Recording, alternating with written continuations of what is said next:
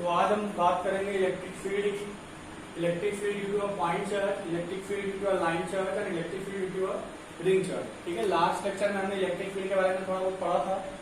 जो पढ़ा था एक बार उसको रिकॉल करते हैं, रिवाइज करते हैं और फिर आगे बढ़ते हैं। पहला हमने क्या पढ़ा था इलेक्ट्रिक फील्ड के बारे में? सिंपल सी डिफिनेशन पढ़ी थी कि अगर आपके पास कोई चार्ज पार्टिकल है, सपोज करो चार्ज क्यू है, पॉइंट चार्ज क्यू है, तो इसके नियर जो रीजन होगा, जब आपके पास चार्ज है इसके नियर एक रीजन है, जिस रीजन में अगर कोई दूसरा चार्ज आएगा तो फोर्स ऑफ अट्रैक्शन या फोर्स ऑफ रिपल्शन फील करेगा। तो किसी भी पॉइंट चार्ज के अराउंड वो रीजन, जब कोई भी चार्ज है उसके अराउंड का वो रीजन जिसमें कोई दूसरा चार्ज फोर्स ऑफ अट्रैक्शन या रिपल्शन फील करेगा, उस रीजन को बोलते हैं इलेक्ट्रिक फील्ड। वो क्लियर था हमारे ख्याल से आपको? डेफिनेशन एकदम सिंपल सी है, किसी भी चार्ज के अराउंड का वो रीजन जिसमें कोई दूसरा चार्ज फोर्स ऑफ अट्रैक्शन या रिपल्शन फील करता है, हम उसे क्या बोलते हैं? Electric field. नेक्स्ट हमने बात की थी कि अगर इलेक्ट्रिक फील्ड को मेजर करना है तो उसका हमने एक क्वांटिटी बनाई थी, उसको हमने नेम दिया था electric field intensity. Electric field intensity. और हमने डिस्कस भी किया था कि जो इलेक्ट्रिक फील्ड इंटेंसिटी है दो चीजों पर डिपेंड करती है। ठीक है, इलेक्ट्रिक फील्ड इंटेंसिटी के लिए हमने सिंपल सा फॉर्मूला बनाया था, अगर आपको याद हो कि इलेक्ट्रिक फील्ड P जो थी, E ऊपर हमने पढ़ा था F बाई Q। ठीक है, ये कहां से आया था ये भी हमने डिस्कस किया था कि अगर कोई आपके पास कोई चार्ज की इलेक्ट्रिक फील्ड है, ठीक है, तो जो फोर्स होता है किसी दूसरे चार्ज पे लगने वाला जो फोर्स है वो डायरेक्टली प्रोपोर्शनल होता है इलेक्ट्रिक फील्ड के। इलेक्ट्रिक फील्ड का अमाउंट जितना ज्यादा होगा, कोई दूसरा चार्ज उस इलेक्ट्रिक फील्ड में उतना ही ज्यादा फोर्स एक्सपीरियंस करेगा। सिंपल सा एग्जांपल लिया था कि अगर आपके पास क्यू चार्ज है तो क्यू चार्ज में क्या होगा कि जितना ये कोई दूसरा चार्ज इससे दूर होगा, इसलिए चार्ज यहाँ पे है, वही चार्ज यहाँ पे आ गया, तो यहाँ पे फोर्स की वैल्यू कम होगी, यहाँ पे फोर्स बढ़ जाएगा। तो सिंपल सा रीजन हमने इसका क्या एक्सप्लेन किया था, जैसे इसको पॉइंट ए बोल देते हैं, इसको पॉइंट डी बोल देते हैं, तो ए पॉइंट पे फोर्स की वैल्यू कम होगी, बी पॉइंट पे फोर्स का अमाउंट ज्यादा होगा। तो उसका रीजन क्या है कि बी पॉइंट पे आपकी जो फील्ड है उसकी इंटेंसिटी ज्यादा होगी, ई पे उसकी इंटेंसिटी कम होगी। जैसे बी पे लगने वाले फोर्स को हमने कैसे एक्सप्लेन किया था कि बी पे फोर्स ज्यादा क्यों लग रहा है, उसका सिंपल रीजन क्या था कि वहां पे इलेक्ट्रिक फील्ड की इंटेंसिटी ज्यादा है और ए पॉइंट पे इलेक्ट्रिक फील्ड की इंटेंसिटी कम है। तो हमने सिंपल देखा था कि जो फोर्स होता है वो इलेक्ट्रिक फील्ड के डायरेक्टली प्रोपोर्शनल होता है। और नेक्स्ट हमने क्या देखा था कि जो फोर्स की वैल्यू होती है वो डायरेक्टली प्रोपोर्शनल होती है चार्ज पे, कि कौन सा चार्ज हम इलेक्ट्रिक फील्ड में लेके आ रहे हैं। अगर कम अमाउंट का चार्ज इलेक्ट्रिक फील्ड में आएगा तो उस पर कम फोर्स लगेगा, ज्यादा अमाउंट का चार्ज इलेक्ट्रिक फील्ड में आएगा उस पर ज्यादा फोर्स लगेगा। और फिर हमने दोनों ही इक्वेशन को कंबाइन किया था, तो यहाँ से सिंपल आया था F is equal to K times E into Q। और फिर हमने यहाँ पे कहा था कि जब भी हम किसी क्वांटिटी को, जैसे हम फोर्स पहले डिफाइन कर चुके हैं, चार्ज को भी पहले डिफाइन कर चुके हैं, इलेक्ट्रिक फील्ड हमको डिफाइन करना है। जब हम इलेक्ट्रिक फील्ड को फर्स्ट टाइम डिफाइन करेंगे, इलेक्ट्रिक फील्ड की वैल्यू क्या हो जाएगी यहाँ से F upon K times Q, simple सा।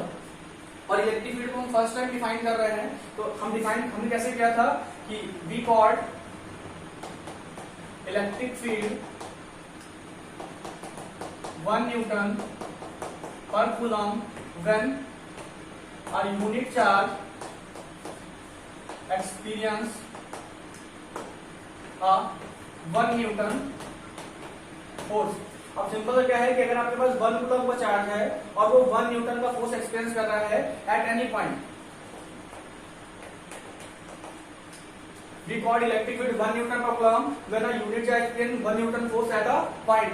उस पॉइंट पे हम इलेक्ट्रिक फील्ड की वैल्यू को 1 न्यूटन पर कूलम बोलेंगे, जहां पर एक यूनिट चार्ज का मतलब क्या हुआ, 1 कूलम का चार्ज 1 न्यूटन का फोर्स एक्सपीरियंस करेगा।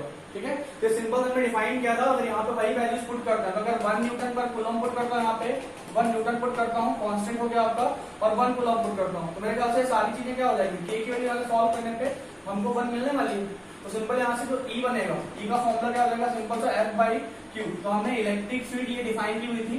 अब थोड़ा सा इसके आगे बात करेंगे। ठीक है, जो लास्ट लेक्चर में डिस्कस किया था इसको एक बार फिर से हमने रिवाइज किया, आगे बढ़ते हैं। अब electric field due two point charge find करने की कोशिश करते हैं। ठीक है, ये मैं हटा रहा हूँ, थोड़ा सा इसको ध्यान रखिएगा आप लोग। अब थोड़ा सा आगे बढ़ते हैं और देखते हैं कि इलेक्ट्रिक फील्ड, हमने सिंपल सा फॉर्मूला क्या पता रखा है कि अगर कोई चार्ज, अगर Q चार्ज किसी दूसरे चार्ज, सपोज कर ले दूसरा चार्ज है उसकी इलेक्ट्रिक फील्ड E है, अगर ये स्मॉल Q चार्ज एक कैपिटल से, सपोज कर ले यहाँ पे एक कैपिटल Q चार्ज रखा हुआ है और एक स्मॉल चार्ज सपोज कर लो Q, हम इसको E इलेक्ट्रिक फील्ड में लेके आते हैं। ठीक है, यहाँ पे इलेक्ट्रिक फील्ड E है, इस इलेक्ट्रिक फील्ड E में मैं इसको लेके आता हूँ, तो कितना फोर्स लगेगा इस पे, Q टाइम्स E लगेगा। डायरेक्शन भी क्या थी, सेम थी। ठीक है, फोर्स की डायरेक्शन क्या थी, ऐसी थी, सेम ठीक है, पॉजिटिव और नेगेटिव इसी हिसाब से डिस्कस हो जाएगा। सपोज करो अगर आपके पास पॉजिटिव चार्ज है तो एफ और ई की डायरेक्शन सेम होगी। कैसे सेम होगी वो भी हमने एक्सप्लेन किया था।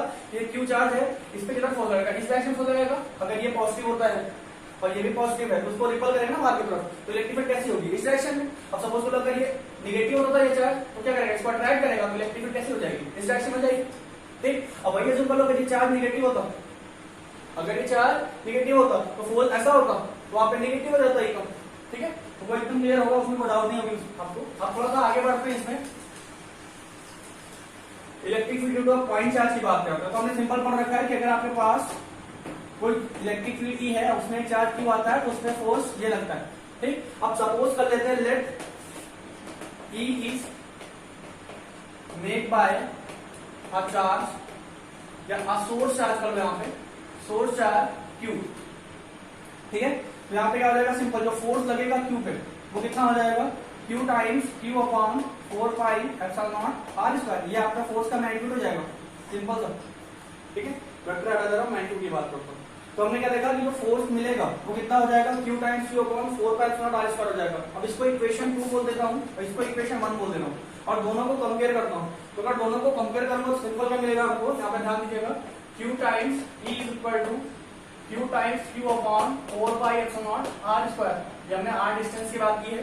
तो सिंपल आपके पास ये क्यू चार्ज था, इसकी कुछ इलेक्ट्रिक फील्ड थी, इसमें दूसरा चार्ज क्यू आया है जो कि इससे कितनी सेपरेशन पे है, आर सेपरेशन।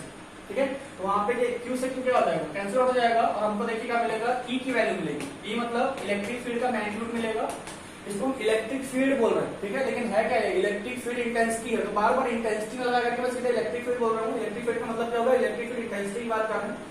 तो सिंपल क्या हो जाएगा, Q upon 4 pi epsilon naught R square. तो ये आपकी क्या हो गई, इलेक्ट्रिक फील्ड का फॉर्मूला आ गया। जैसे अगर आपके पास एक पॉइंट चार्ज क्यू है तो उसकी इलेक्ट्रिक फील्ड आर डिस्टेंस में कितनी होगी, इस फॉर्मूले का यूज करके हम सिंपली निकाल लेंगे। ठीक, जैसे सिंपल सा क्वेश्चन ले लेते हैं, सॉल्व भी कर लेते हैं यहाँ पे।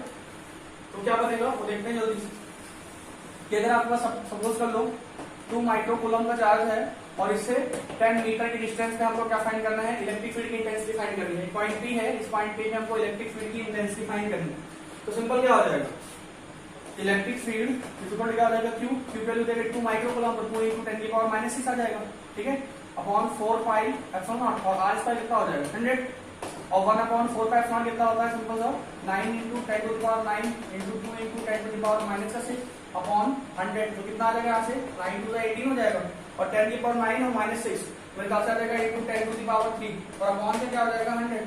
अब ये 100 है ना, ऊपर कितना आ जाएगा, पावर कैंसिल आउट होगी तो आ जाएगा 18 × 10 और ये कितना आ जाएगा, सिंपल 180 न्यूटन पर कूलम। ये सिंपल आपकी इलेक्ट्रिक फील्ड है। तो ऐसा क्वेश्चन एग्जाम में आएगा तो मेरे ख्याल से हो जाएगा कि अगर किसी पॉइंट चार्ज की इलेक्ट्रिक फील्ड फाइंड करने पड़ता है। ठीक है, ठीक है, और ऐसे सुपरपोजिशन प्रिंसिपल में भी क्वेश्चन आएंगे। जरूरी नहीं एक ही चार्ज है, सपोज करो मोर देन 2 चार्जेस है। ठीक है, 2 चार्जेस मोर देन 2 चार्जेस है, वहां पे सिंपल क्या होगा, सबकी इलेक्ट्रिक फील्ड फाइंड करेंगे और उसका क्या कर लेंगे, वेक्टर सम कर लेंगे। क्यों, क्योंकि इलेक्ट्रिक फील्ड कैसी क्वांटिटी है, वेक्टर है। मेरे ख्याल से इसमें कोई दिक्कत नहीं होगी। अब थोड़ा सा और आगे बढ़ते हैं।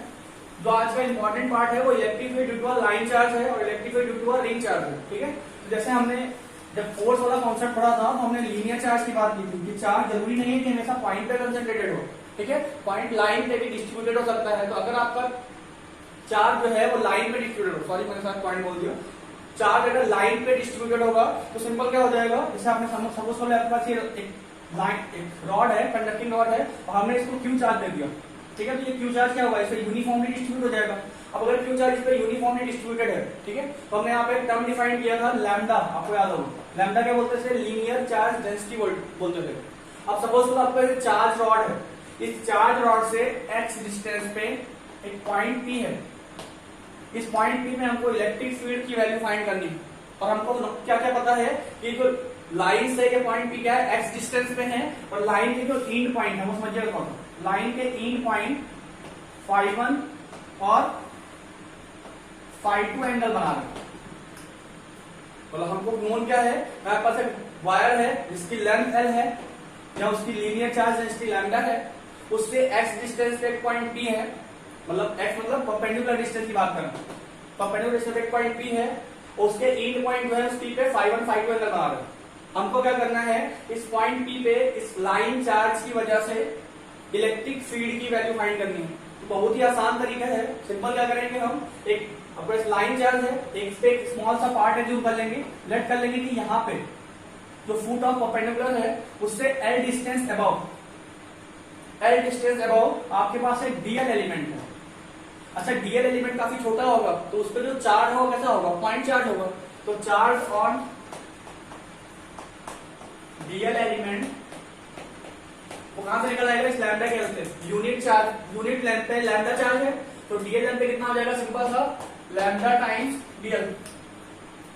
अब क्योंकि ये डीएल जो है वो पॉइंट चार्ज अज्यूम कर सकते हैं हम, तो क्या होगा, इससे इसकी वजह से यहाँ पे टी पॉइंट पे कितनी इलेक्ट्रिक फील्ड बनेगी वो हम कंप्यूट कर सकते हैं। तो हमने सिंपल करके इसको ज्वाइन कर दिया और लेट कर लिया, ये लेंथ कितनी है, आर है।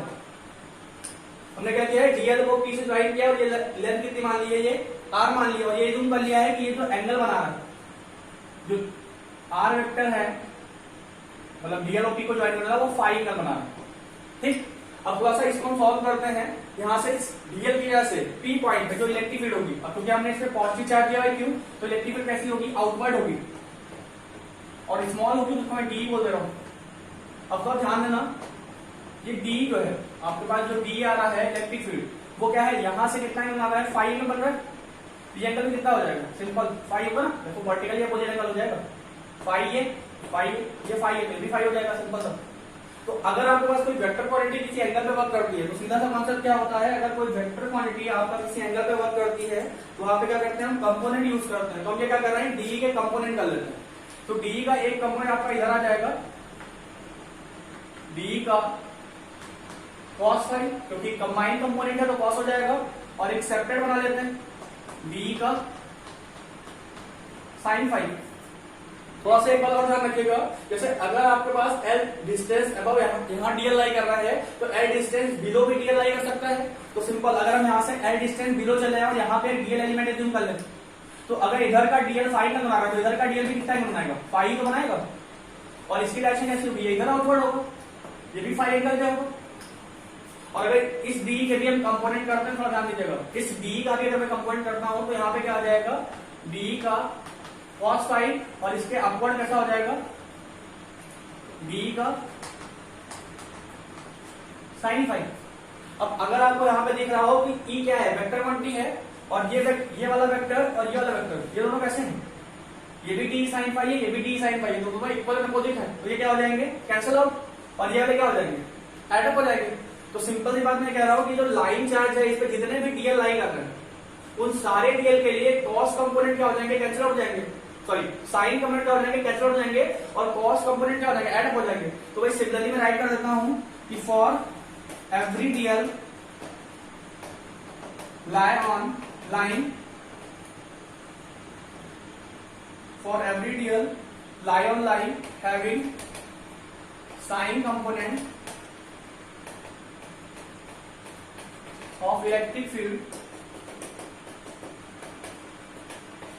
will cancel out. So net electric field at point P is only cos component of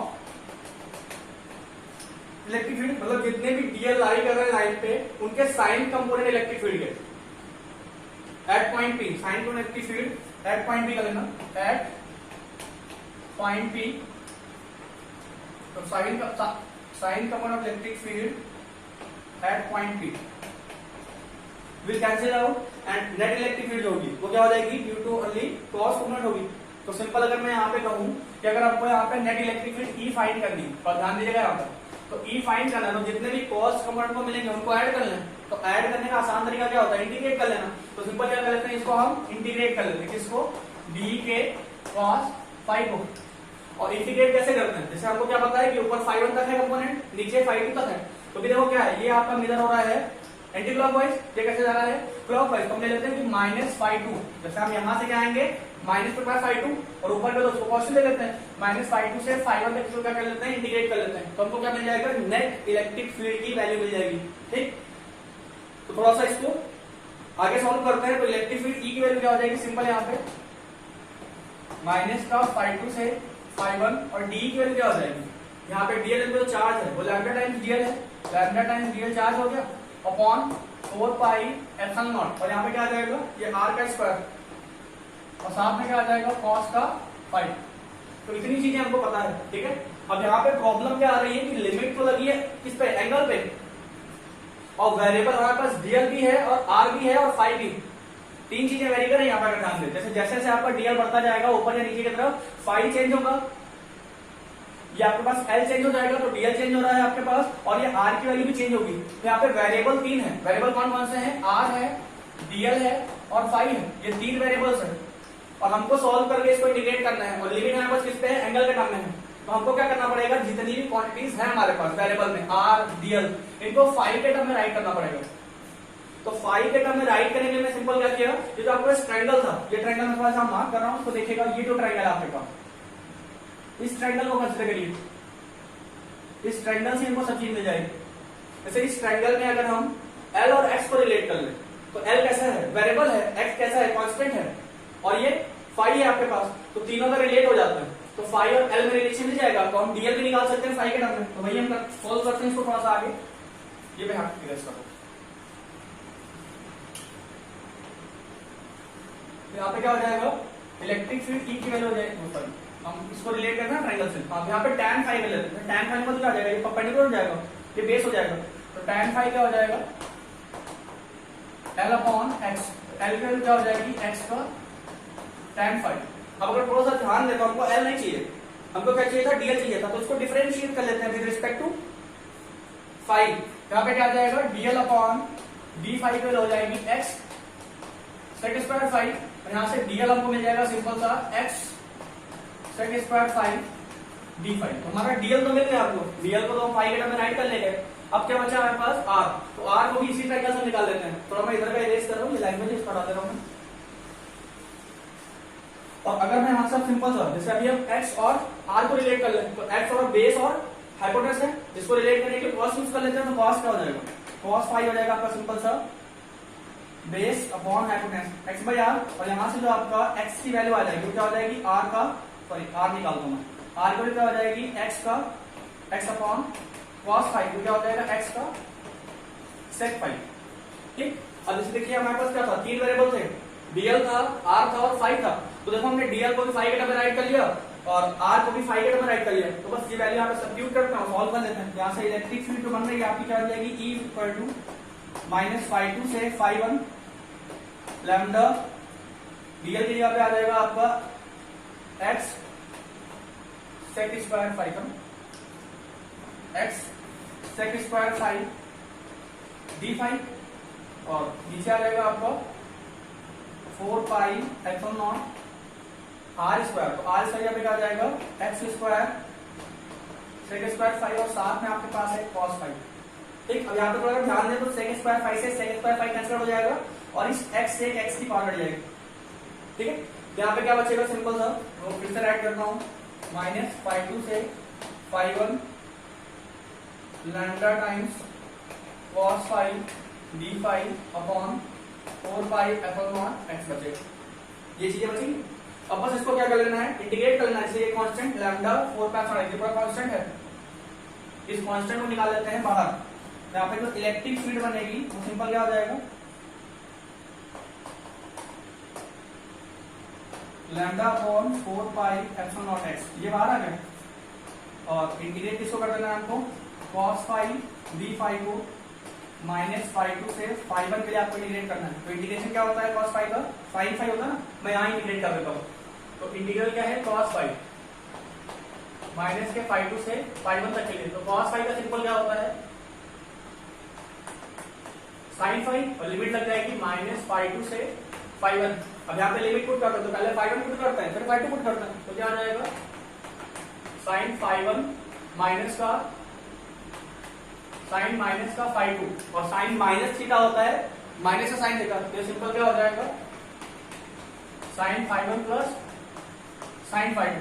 तो बस ये वैल्यू आप पुट कर देते हैं, तो इलेक्ट्रिक हमारे पास आ जाएगी lambda upon 4 pi epsilon naught X, और साथ में आ जाएगा आपका sine phi one plus sine का फाई टू। पहले ख्याल से क्लियर होगा, तो आसान सा है। अगर किसी को इंटीग्रेशन प्रॉब्लम हो रही है तो मैं उसको भी एक्सप्लेन कर देता हूँ। पहले आप ये स्क्रीनशॉट ले लीजिए कि आपका इंटीग्रेशन हो गया। बस लैंग्वेज में ध्यान रखिएगा, हर चीज जो भी आप क्या कहते हैं डायरेक्शन में राइट करेंगे वो चीजें वेल एक्सप्लेन होनी चाहिए। अगर वो वेल एक्सप्लेन नहीं होगी तो फिर प्रॉब्लम होगा आपको, सारी चीज क्लियर होनी चाहिए। तो हमने सिंपल क्या था, एक लाइन चार्ज दिया, उसके एक डीएल एलिमेंट इंक्लूड किया, डीएल एलिमेंट की इलेक्ट्रिक फील्ड पहले हमने मतलब वेक्टर से इसको डिनोट किया, उसके कंपोनेंट किए, फिर इसके अपोजिट डीएल लिया, उसके भी वेक्टर का कंपोनेंट किए, और फिर हमने लैंग्वेज लिखते हुए कि साइन कंपोनेंट कैसे हो जाएगा, कॉस कंपोनेंट एडेड हो जाएगा, फिर इलेक्ट्रिक फील्ड में वैल्यू राइट की और उसको सॉल्व कर लिया बस।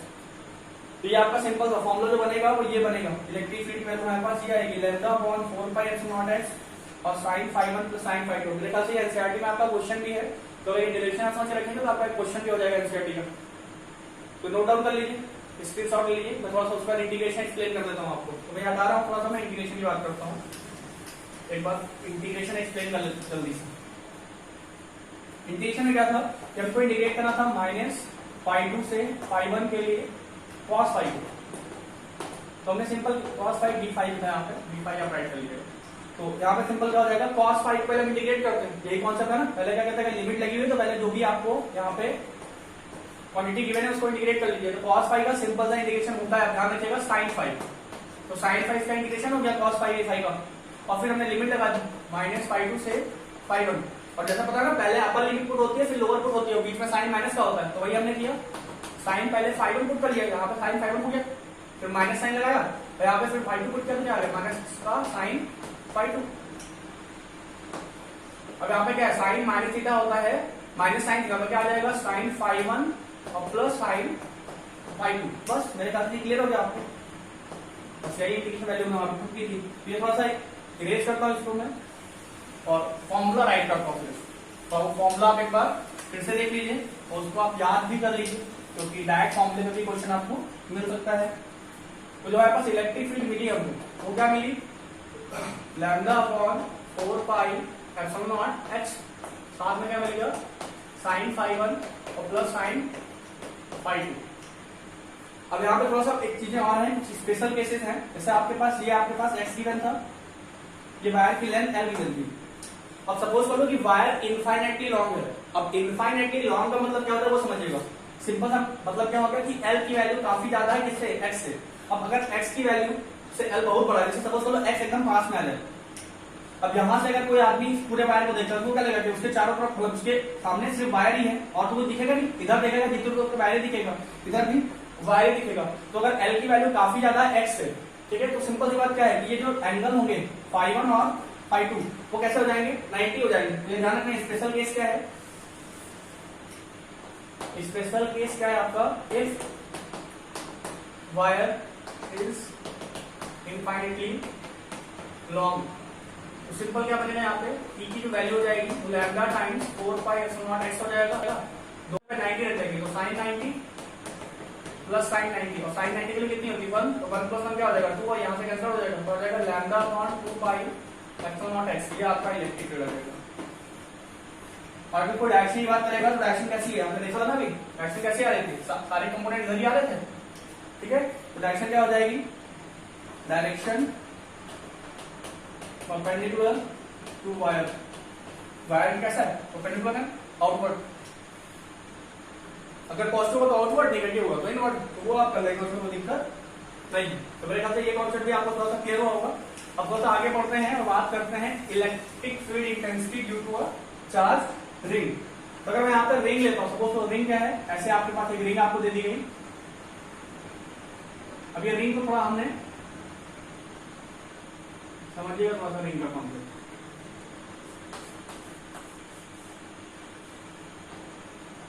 ये रिंग आपके पास ऐसे है, ये रिंग है, ठीक है। तो हम लोग साइड से देखेंगे तो कुछ ऐसा दिखेगा ना, ये पोर्शन पीछे की तरफ, ये आगे की तरफ, ठीक। ये कुछ ऐसा है आपका, 3D डायग्राम में बनाने की कोशिश की है, समझिएगा इसको। और इससे r डिस्टेंस, x डिस्टेंस मान लेते हैं आपका एक पॉइंट P, और इसके रिंग पे भी हमने क्या कितना चार्ज दे रखा है, Q चार्ज दे रखा है, और इस P पॉइंट में हमको क्या करना है, इलेक्ट्रिक फील्ड की इंटेंसिटी फाइंड करनी है।